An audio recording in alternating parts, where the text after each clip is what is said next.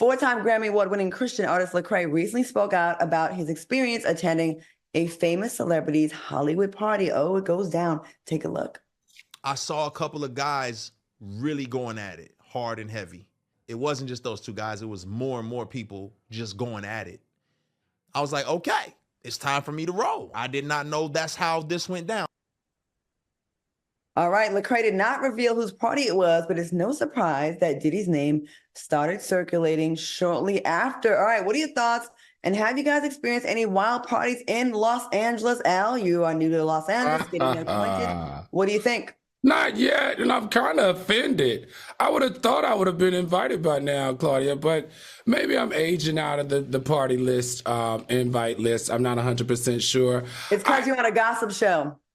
Oh, that's they don't why want you reporting back with the Fox Soul mic and coming back and telling us who has what and who's doing what with who. That's why. Trust me. That's it. Well, you guys, anybody who's interested in sending me an invite, you should know by now I have had 20 years of secrets in Hollywood, and I don't share many of them unless they're disgusting and outrageous. I don't know how I wanted to feel about this, Claudia, though, seriously coming from Lecrae. You know, Lecrae has been in the industry forever. And so there are two things, and you know I stand on this, and I will continue to stand on this. I really want us to create an environment where people will feel more comfortable coming forward when it happens. Someone who's been in the industry as long as he has, over 20 years, the fact that he's just now ringing the alarm because Cassie did it, it kind of makes me side-eye him, because you could actually, if something had happened or something you had seen could have stopped someone else from being in a situation that was, you know, against their will. I just wish that they, you know, would do that more often, or we could provide an environment where people feel safer to do it sooner or share sooner so that other people won't be hurt. I understand both sides, and I understand why they don't come forward, because in our society, people are so skeptical. I mean, it happens on this show all the time where people are skeptical of people that come out. And if you don't do it on the timeline that one wants and they don't agree with, they think you're doing it for clout when you come out too fast. If you wait 20 years, why did you wait so long? I just think we'll never make society happy. And so I think it's best to just leave it to the person when they are comfortable. I guess you can look at it through two schools. Do I do what's best for me as an individual, or do I put what I feel aside and do what's best for society? That's a personal issue. Whatever makes you be able to sleep at night, it's not his job to save the world. But I get what you're saying, because it could help someone else.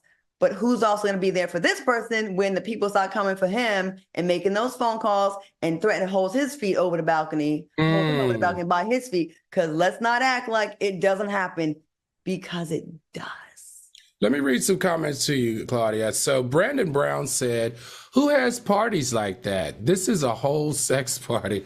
Well, clearly, Brandon, you better start reading the net a little more. Tristan Lee said, Aubrey all day said those Hollywood parties be freaky. Duh, that's why I want to invite. Let's keep it going. Corey said, but he's talking about a sex party. It seemed all consensual, right? I didn't see the interview. And Claudia, I want to come back to that one with you, please. And then RC said he didn't call anybody out and didn't say he saw someone being raped. He said they were all going at it. And then our producer said, let's correct that. It wasn't a sex party. It turned, Justin.